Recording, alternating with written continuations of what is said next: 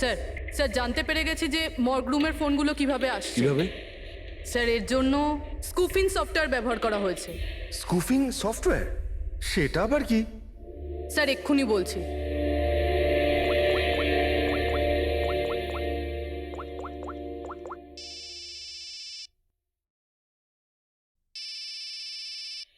কি যন্ত্রণা! আমার ওয়াইফকে এখনই ফোন করতে হলো। হ্যাঁ স্যার, আমি কারেন্টের বিলটা দিতে না আবার ভুলে গেছি। মনে হয় লাইনটা কেটে দিয়ে গেছে। আমাকে বকবে বলেই ফোনটা করেছে। ফোনটা তোলা ঠিক হবে? ধরো, যাও তাড়াতাড়ি কথা বলে নাও। হ্যালো, হ্যাঁ, আমি বাড়ি ফেরার সময় কারেন্টের বিলটা দিয়ে বাড়ি যাবো। রেডি স্যার, এইবার কারেন্ট কেটেই যাবে। আরে পুরবি, তুমি ফোন করেছিলে? কিন্তু এটা তো আমার ওয়াইফের ফোন নাম্বার। পুরবি, এটা করলে কি করে? স্যার এটাই তো এই সফটওয়্যারের বিশেষত্ব। ফোন যেখান থেকেই করো, নাম্বার সেটাই দেখাবে যেটা আপনি চাইবেন। কিন্তু পুরবি, তুমি এই সফটওয়্যারটা পেলে কোথা থেকে? স্যার সাইবার ইউনিট থেকে নিয়েছি। আর স্যার এর সাহায্যে শুধু নাম্বারই নয়, বরং কোনো মানুষ তার লোকেশন পর্যন্ত ভুল বলতে পারে। ওরে বাবা রে! স্যার, ভীষণ বিপজ্জনক সফটওয়্যার কিন্তু। খুনি মর্গের নাম্বার এই জন্যই ব্যবহার করেছে যাতে আমরা ভাবি এই পুরো ব্যাপারটা সাদুলের আত্মা করেছে। সাদুলের আত্মা। সাবধানে যাও তোমরা। Bye bye bye bye bye. হ্যাঁ বলুন, কিভাবে আমি আপনাদের সাহায্য করতে পারি? হ্যাঁ, তোমরা সাহায্য না করলে আর কে করবে? আসলে আমরা এটাই জানতে চাই যে মদনবাবুকে ভয় দেখানোর প্ল্যান তোমাদের মধ্যে কে করেছিল? আমরা ঠিক বুঝলাম না। আচ্ছা, তোমরা কিছু বুঝতে পারলে না? হ্যাঁ, না স্যার, আমি বুঝতে পারলাম না। আমি নির্দোষ। খুব হাসি পেল। হ্যাঁ, একটা লোক মারা গেছে আর তোমাদের সবার হাসি পাচ্ছে। মৃত্যু? কার মৃত্যু? মদন বাবুর খুন হয়েছে ওনার। সিআইডি থেকে আসছি আমরা। সিআইডি? হ্যাঁ, সিআইডি। আর আমাদের সন্দেহের তালিকায় তোমরা সবাই আছো। কাল তোমরা কোথায় ছিলে? কাল আমি আমার বন্ধু শালিনীর বাড়িতে ছিলাম। ওর বাড়ির লোকদের জিজ্ঞেস করতে পারেন। আর তুমি তুমি কোথায় ছিলে? স্যার, আমরা লোচন আর আমি একটা শোয়ের জন্য গিয়েছিলাম পুনেতে। আজ সকালেই ফিরেছি। পুনা?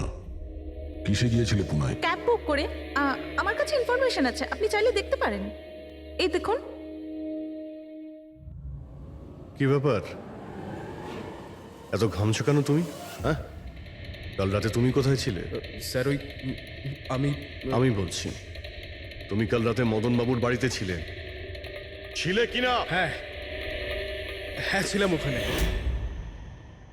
কিন্তু আমি কাউকে মারিনি। তাহলে ওখানে কি করতে গিয়েছিলে? হ্যাঁ, স্যার আমি তো শুধু মদনকে শিক্ষা দিতে চেয়েছিলাম। যেটাও সাদুল স্যারের সাথে করেছে, খুব খারাপ করেছে। আর হ্যাঁ, আমাদের মাঝে আজ যে সাদুল স্যার নেই তার একটাই কারণ, সে হচ্ছে মদন। ওনার জন্যই উনি মদ খাওয়া শুরু করেছিলেন আর সময়ের আগেই মারা গেলেন। তোমরা ভেবেছো খুনের বদলা খুন? না না স্যার, আমরা শুধু ওনাকে ভয় দেখাতে চেয়েছিলাম। গৌরবের প্ল্যান ছিল এটা। হ্যাঁ স্যার, গৌরবী কালকে রাতে আমাকে ফোন করে ডাকে ওই 11:30 12টার আশেপাশে, কিন্তু আমি একটু লেট হয়ে যাই আর 12:30টায় গিয়ে পৌঁছাই।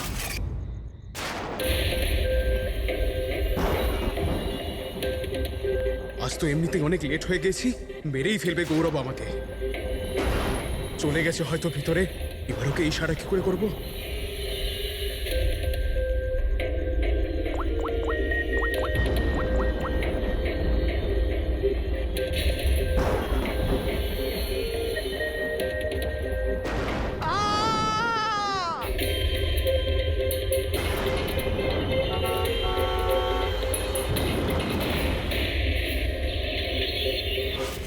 গন্ডগোল তো করেই ফেলেছো। মদনবাবুর খুন হয়ে গেছে। স্যার আমার এই খুনের সাথে কোনো রকম সম্পর্ক নেই। আর গৌরবের? স্যার এটা তো গৌরবই বলতে পারবে, তাই না? ঠিক আছে, গৌরবকে ডাকো, কোথায় ও? গৌরব তো এখন গোয়াতে আছে।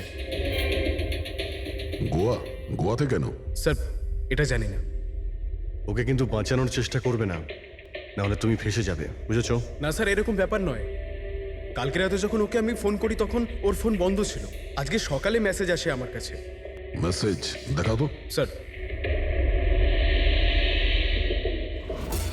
কাল রাত্রে যেটা হয়েছিল সেটা হওয়ার কথা নয়। আমি গোয়া পৌঁছে গেছি কিছুদিন গা ঢাকা দেওয়ার জন্য।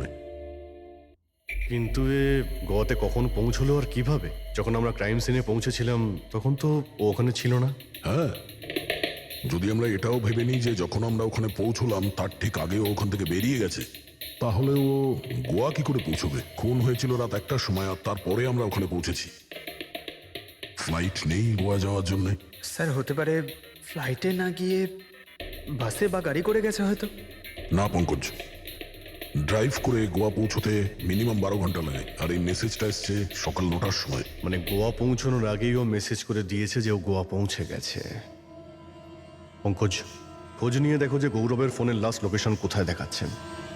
তুমি গৌরবের নাম্বারটা দাও। আচ্ছা ঠিক আছে, থ্যাংক ইউ স্যার।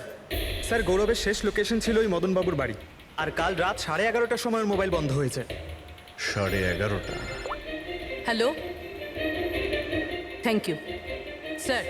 গৌরব নামের কোনো ব্যক্তি গোয়ার কোনো ফ্লাইটেই ছিল না, না আজকে সকালে না কাল রাতে। আর তাছাড়া স্যার, একে কোনো এয়ারপোর্টে সিসিটিভি ফুটেজেই দেখা যায়নি। মানে আমাদের সন্দেহ একদম ঠিক, গৌরব এখানেই আছে।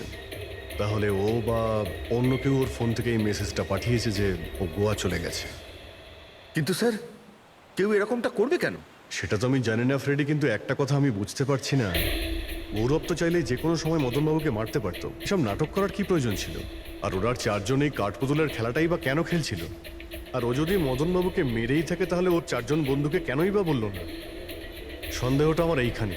এর একটাই কারণ বস, হতে পারে গৌরবকে তাড়াহুড়োতে মদনবাবুকে মারতে হচ্ছে যখন ও ধরা পড়ে যায়, আর না হলে খুনি গৌরব না অন্য কেউ। স্যার খুনি যদি অন্য কেউ হবে তাহলে এই গৌরব কোথায়? হতে পারে খুনি গৌরবকে মেরে গায়েব করে দিয়েছে, আর আমাদের সামনে এমন প্রমাণ ফেলে দিয়েছে যে আমাদের মনে হয় যে ও পালিয়ে বেড়াচ্ছে, গোয়াতে আছে ও।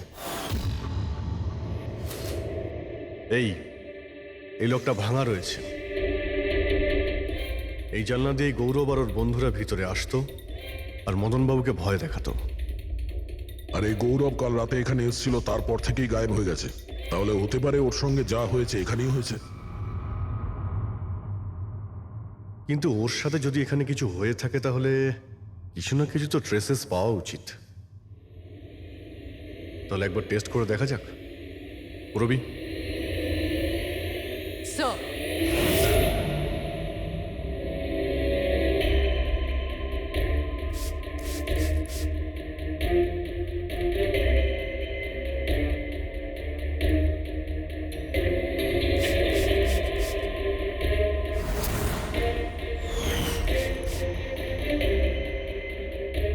স্যার আপনার সন্দেহ ঠিক ছিল, এখানে তো রক্ত রয়েছে।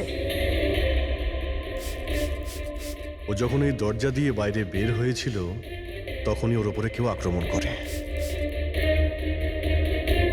স্যার এদিকে তো কোনো চিহ্নই নেই। ওদিকটা দেখো।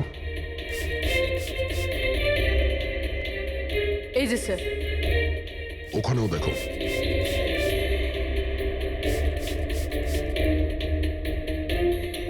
ও, তার মানে হামলা করার পর গৌরবকে টেনে হিচড়ে স্টোর রুমের কাছে নিয়ে আসা হচ্ছে।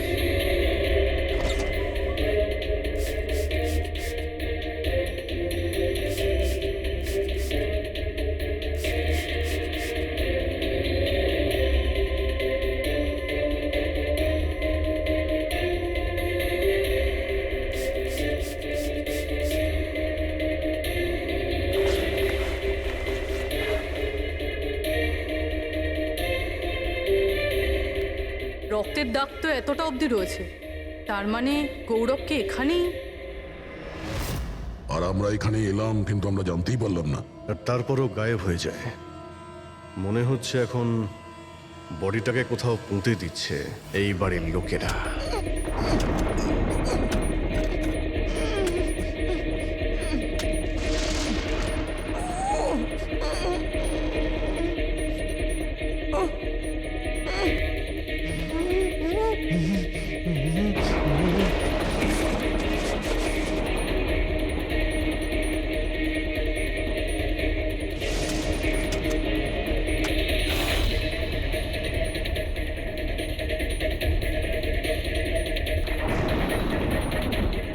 সিআইডি?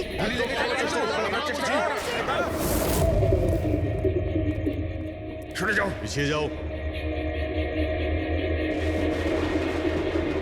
স্যার, হ্যাঁ, জীবিত আছে। তাড়াতাড়ি হসপিটালে নিয়ে যাও। তোমরা কবর দিতে চাইছিল ওকে, হ্যাঁ? কিন্তু আপনি কি করে জানলেন আমরা এখানে? আজকাল মোবাইলের মাধ্যমে আমরা অপরাধীকে ধরে ফেলি।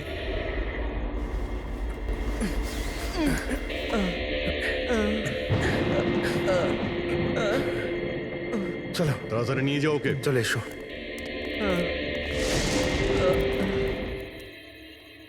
ওই স্বার্থপর আর লোভী মানুষটার মরে যাওয়াই ঠিক ছিল। পঙ্কজদা মারা যাওয়ার পর মদনদা নিজেই সব প্রপার্টি দখল করতে চেয়েছিল। আমরা কি পেতাম? লবণঙ্গা। আমরা এই প্ল্যানটা তখন বানালাম যখন বাড়িতে ওই কাঠপুতুলের ঘটনাগুলো ঘটছিল। আমরা জানতাম স্যার কোনো আত্মা টাত্মার চক্কর নয়। এই জন্যই আমরা এক রাত জাগলাম যাতে এই পুতুলটার রহস্যের পর্দা খুলতে পারি। আর তারপরে তোমরা গৌরবকে ধরে ফেলো। হ্যাঁ,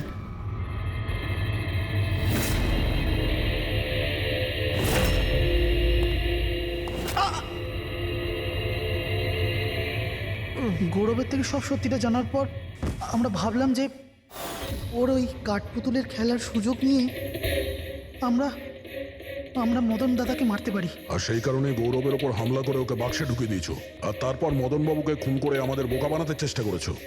আর এটা দেখাতে চেয়েছিলে যে খুন পুতুল করেছে, হ্যাঁ? আমরা জানতাম যে সিআইডি কখনোই আত্মাদের গল্প আর পুতুলদের খেলার উপর বিশ্বাস করবে না। আর আপনারা সোজা সন্দেহ করবেন সাধুলের স্টুডেন্টদের, বিশেষ করে গৌরবের ওপর। আর আমাদের মিসলিড করার জন্য গোয়ার ওই মেসেজ পাঠিয়ে দিলে। হ্যাঁ, আমরা ভেবেছিলাম যে আপনারা সারা জীবন ধরে গৌরবকে এখানে ওখানে খুঁজতে থাকবেন আর আমরা ওকে মেরে এখানে পুঁতে দেবো। টাকার জন্য তোমরা নিজের দাদাকে মেরে ফেলেছো।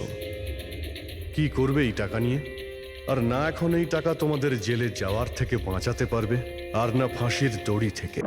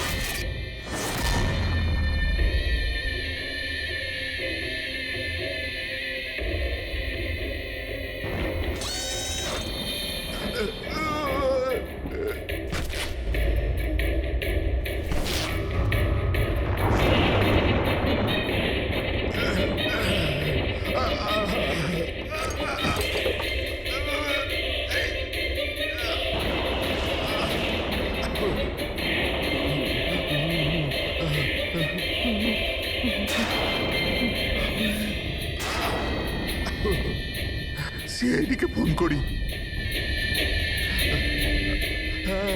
হ্যাঁ, আপনি বলুন।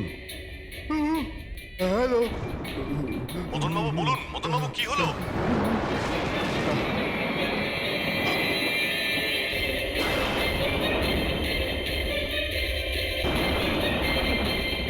না না,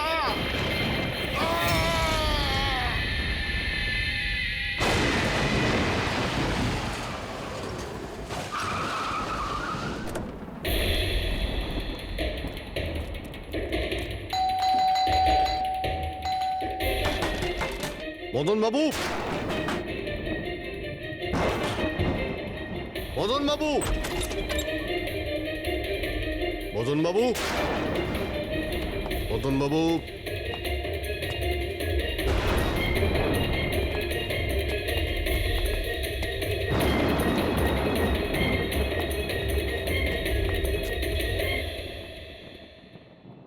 দয়া,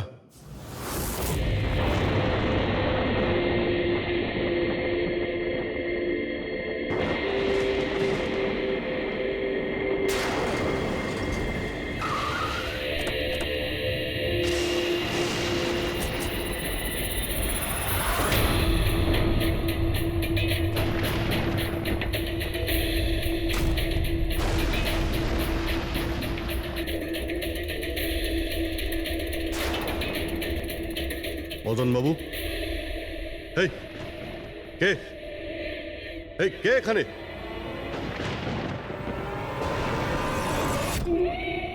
এটা কি?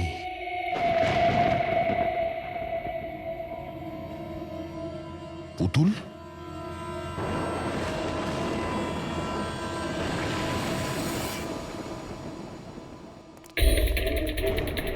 অভিজিৎ, স্যার, আমরা দেরি করে ফেলেছি।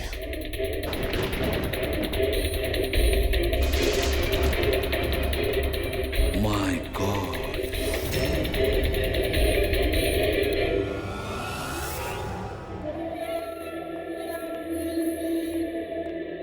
এই নিন। আস্তে আস্তে আস্তে।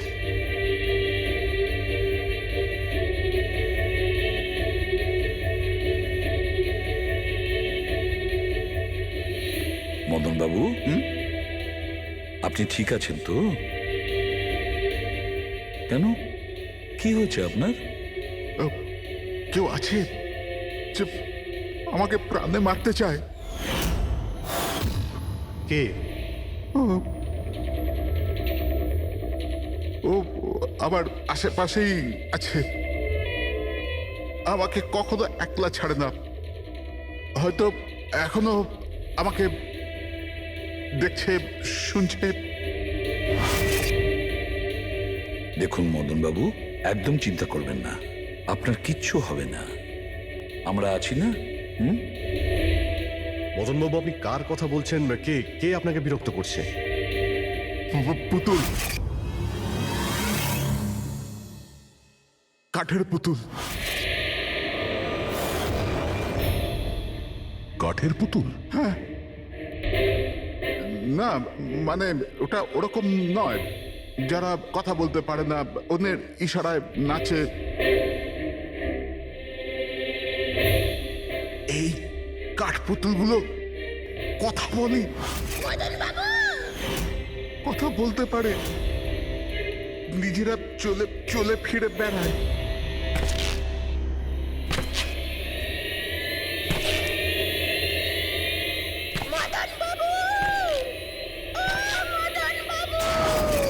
কথা বলা কাঠের পুতুল? হ্যাঁ, আমি জানতাম আপনাদের আমার কথা বিশ্বাস হবে না, কিন্তু কথাটাই এরকম যে কেউই করবে না।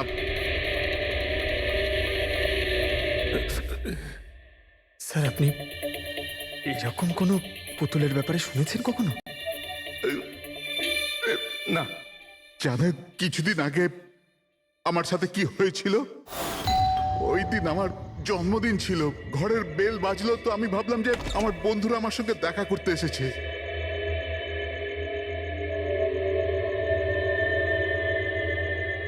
এত রাত্রে কে বেল বাজালো? অদ্ভুত তো।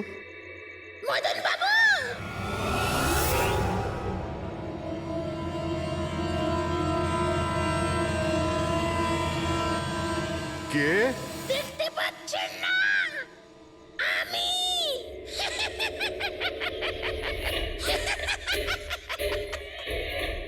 আরে আমি এত অবাক হওয়ার প্রয়োজন নেই। জানেন কি এখানে আমি কেন এসেছি? কেন? তোমার প্রাণ নিতে। কি?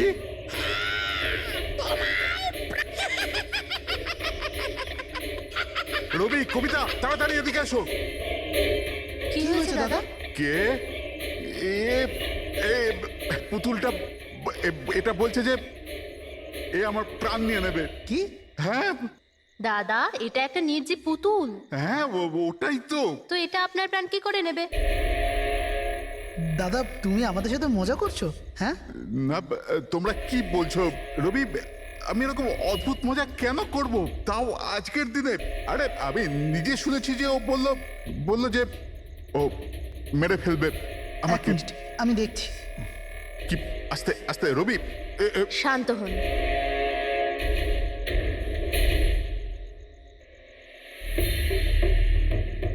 দাদা মনে হচ্ছে তোমার সাথে কেউ মজা করেছে। এই কাঠের পুতুলের মধ্যে কেউ মনে হয় স্পিকার ফিট করেছে। চেক করো, হয়তো কোনো স্পিকার আছে।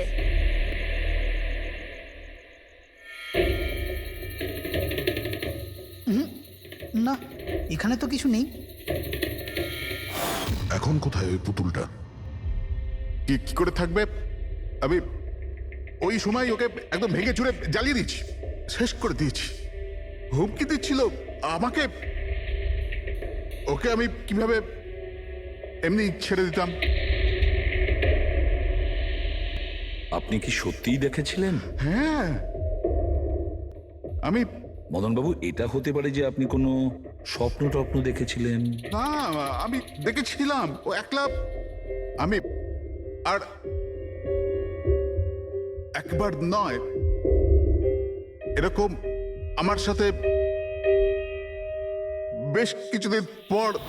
আমার মনে হয় মদন বাবুকে মারার সব থেকে ভালো উপায় এই যে ওনার বুকে ছুরি ঢুকিয়ে দিয়ে। এতে তো পুরো মেঝে রক্তে খারাপ হয়ে যাবে। সবচেয়ে বেস্ট উপায় হলো মদনবাবুকে বিষ দেওয়া হোক। একটা কাজ করা যাক, কেন না ওনার গলায় টিপে দেওয়া যাক? তো আপনি বলে দিন মদনবাবু, আপনি কিভাবে আপনার মৃত্যু হওয়া পছন্দ করেন? মদন বাবু, কোথায় যাচ্ছেন?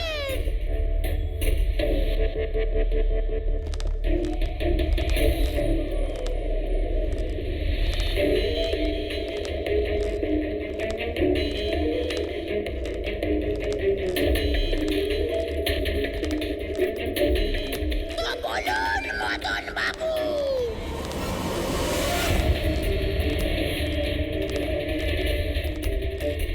কিভাবে আপনি মরতে চান?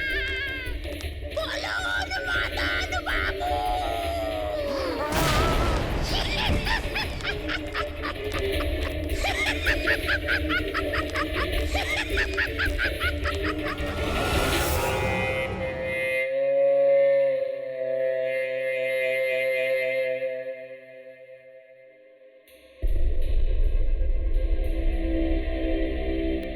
সত্যি মদনবাবুর প্রাণ সত্যিই সংশয় ছিল।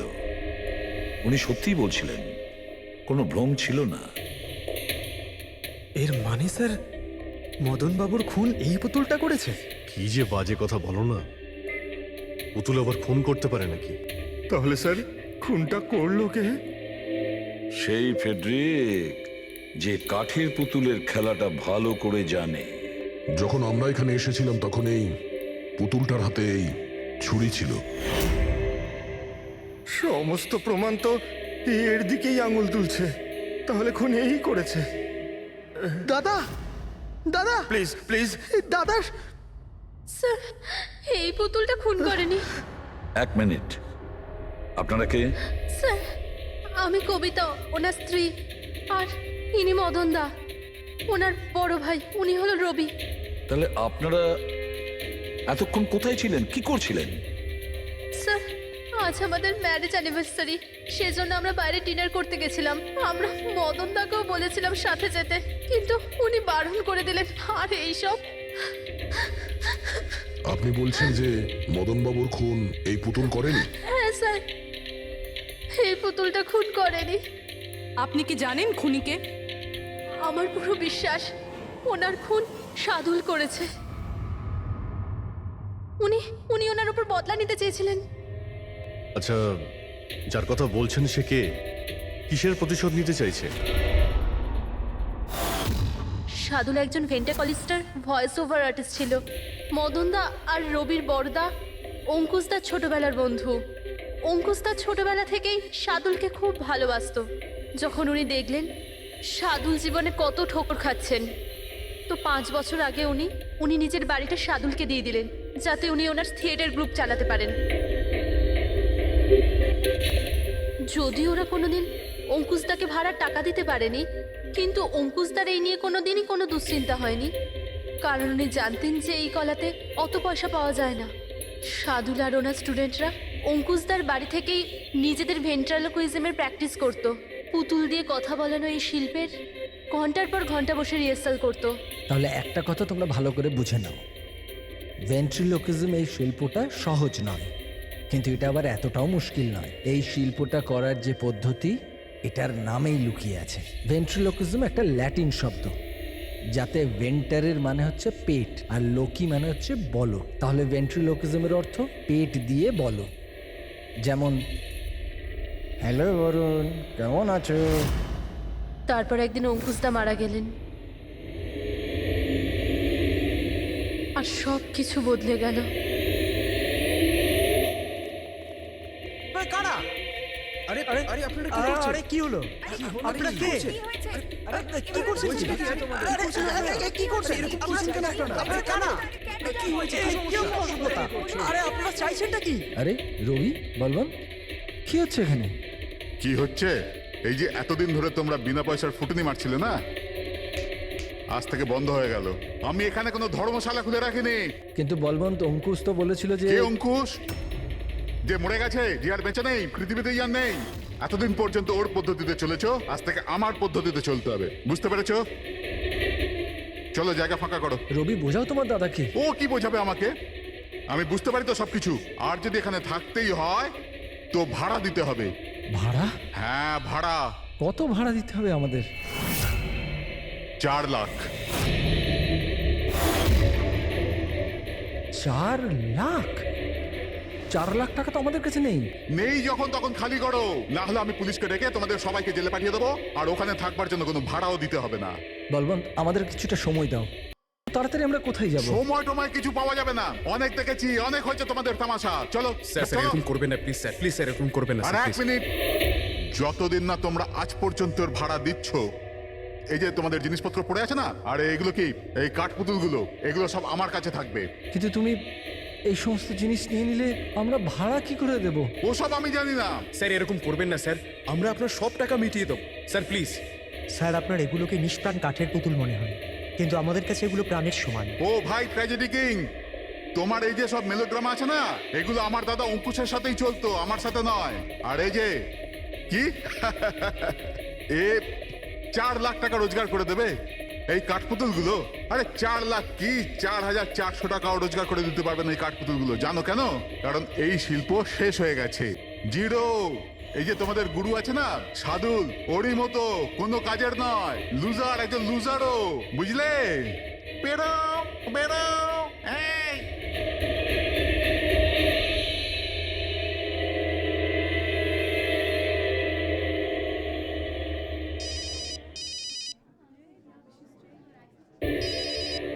এও না।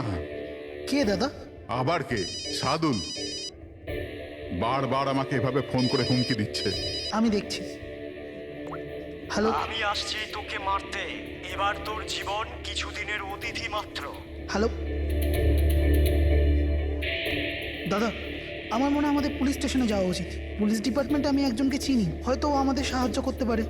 হ্যাঁ দাদা, আমি এটুকু বিশ্বাস করতে পারিনি যে এই সাদুল এত বড় পাগল হবে। আমাদের পুলিশের কাছে যাওয়া উচিত। কোনো লাভ নেই।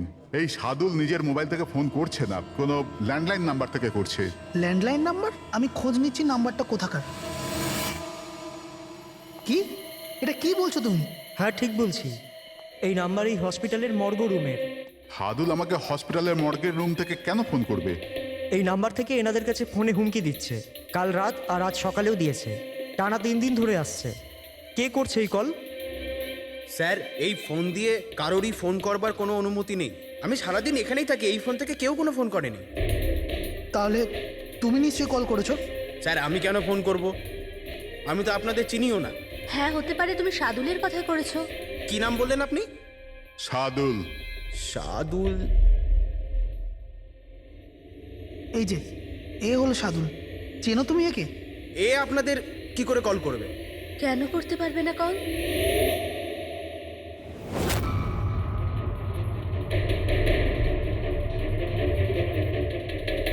এ কিভাবে হয়ে গেল? সাদুল 3 দিন আগে ইনি মারা গেছেন, তাহলে ইনি ফোন কি করে করবেন? কিন্তু এর মৃত্যু হলো কিভাবে? ইনি ড্রিঙ্ক করেছিলেন, একটা গাড়ি এনাকে উড়িয়ে দিয়ে চলে গেছে, ওখানে ওনার মৃত্যু হয়। যদি ও এখানে মরে পড়ে আছে তো আমাকে হুমকি দিয়ে ফোন কে করছে?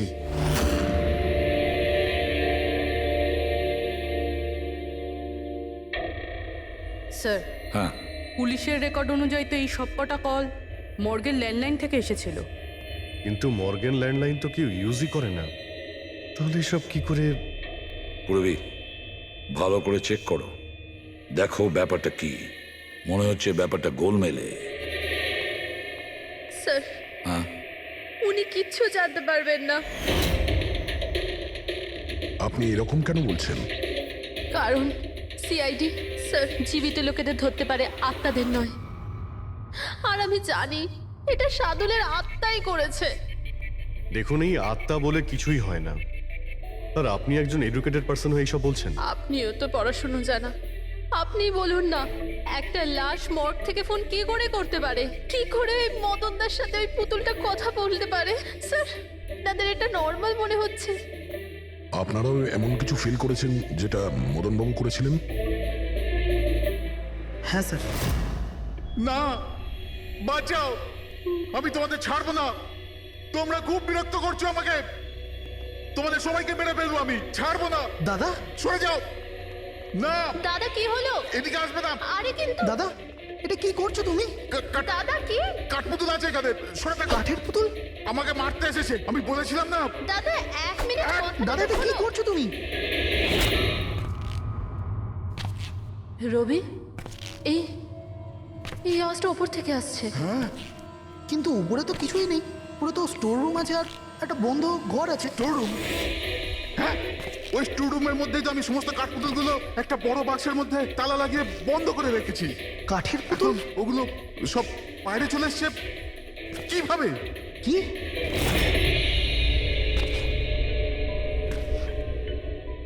দাদা, তুমি তুমি ভয় পেও না, এসো উপরে এসো। রবি, কিন্তু চলো আস্তে আস্তে সামলে।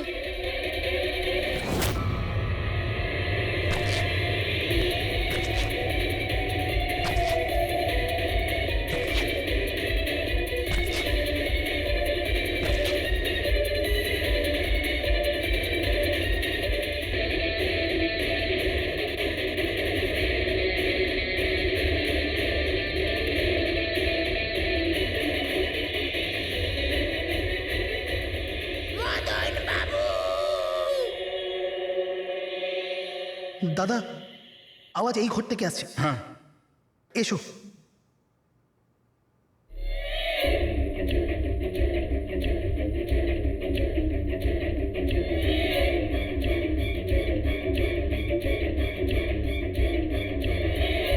মদন বাবু,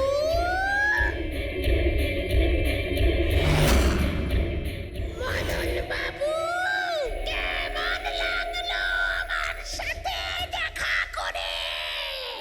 ভাবলাম মারবার আগে একবার দেখা তো করে নি। আমি বলেছিলাম না কথা বলে। স্যার, মদন দাদা সব পুতুলগুলোকে বাক্সে বন্দি করে রেখেছিল, কিন্তু কি করে জানি না এই পুতুলগুলো কোথা কোথা থেকে বেরিয়ে আসছিল। আমরা ওই বাক্সটাও দেখতে চাই, ওই রুমটাও যেখানে ওই তোমরা কাঠের পুতুলটা দেখেছিলে, সেটা কোথায়? স্যার, দুটো ঘরই উপরে স্যার।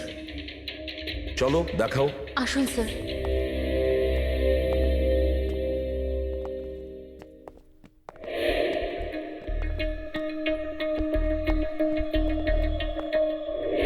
স্যার, পায়ের আওয়াজটা আমরা করিডোরে শুনেছিলাম, আর ওই পুতুলটা আমরা এখানে এখানে দেখেছিলাম স্যার।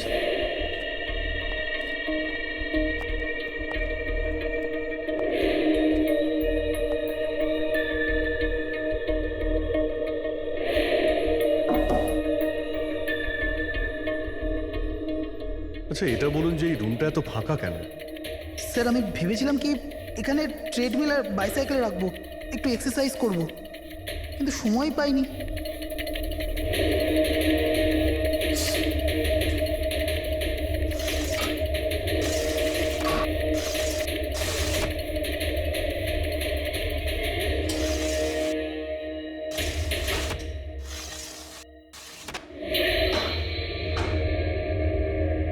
স্যার এটা তো বন্ধই হচ্ছে না।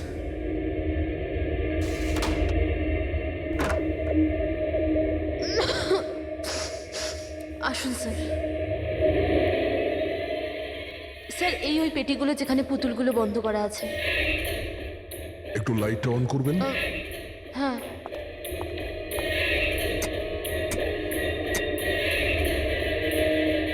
স্যার এই ঘরটা অনেক দিন ধরে বন্ধ আছে, তো মনে হয় বাল্বটা খারাপ হয়ে গেছে।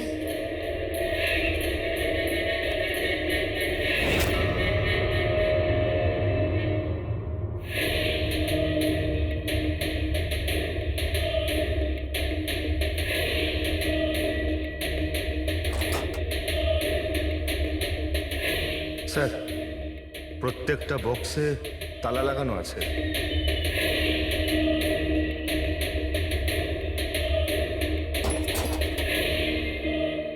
কিন্তু এই তালাটা শক্তপোক্ত নয়, যে কেউ একে খুব সহজেই খুলতে পারে।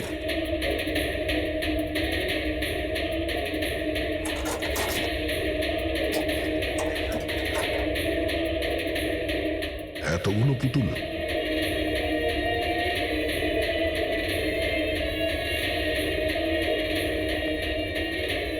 দেখি একটু এতে কোনো মেকানিজম করা নেই তো? স্যার আমি আপনাকে বলছি তো, এরা কথা বলে না। স্যার নিশ্চয়ই সাদুলের আত্মা এসে এদের কথা বলায়। ভেতরে কোনো মেকানিজম কিন্তু কোনো স্পিকার তো নেই যার থেকে আওয়াজ আসবে।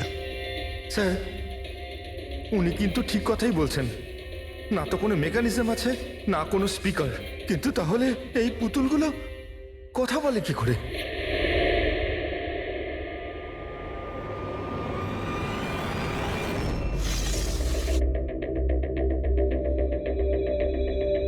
লকটা কি খারাপ? লকটা খারাপ স্যার। এখান থেকে তো সহজেই কেউ ভিতরে ঢুকতে পারে, সিঁড়িও রয়েছে আর পাইপও রয়েছে, যে কেউ সহজেই ঢুকতে পারে। আর যে সহজে এই রুমে ঢুকতে পারে সে বাক্সতে বন্ধ থাকা কাঠের পুতুলগুলোকে উঠিয়ে বাইরে যে কোনো জায়গায় রাখতে পারে, যেভাবে এখানে রাখা ছিল তোমাদের ভয় দেখানোর জন্য। স্যার মানে মানে এটা কোনো আত্মা নয়? আরে ওই আত্মার কথা ছাড়ো তো, আত্মা হয়ই না। এটা সেই হতে পারে এই বাড়ির প্রত্যেকটা কোণা সে চেনে, প্রত্যেকটা কোণা। আর তাছাড়াও কাঠের পুতুলের ব্যাপারেও খুব ভালো মতো জানে। আর এরা হতে পারে সাদুলের স্টুডেন্ট। সাদুলের স্টুডেন্ট খোঁজ নিয়ে দেখতে হবে যে সাদুলের স্টুডেন্টস এই মুহূর্তে কোথায় আছে আর কি করছে।